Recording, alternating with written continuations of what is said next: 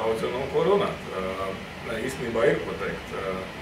Kamēr latvieši sit visu pasauli hokejā, man Alina rauj gudrības zobus ārā. Un jau ir palīdzējusi tik reiz.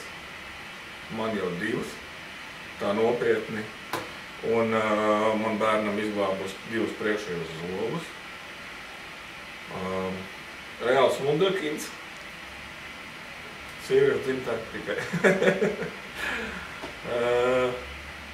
Situācija šodien man izstāstīja, ka ir ļoti smaga ar gudrības zobu. Alinai tas prasīja reāli laikam sekundes 30. Es pat nepaspēju nobīties, nesapanikoties. Tagad sēžu, daudz var parunāt, nevar pilni muti ar asinīm, bet zobu vairāk nav. Paldies tev, Alina, kārtējo reizi.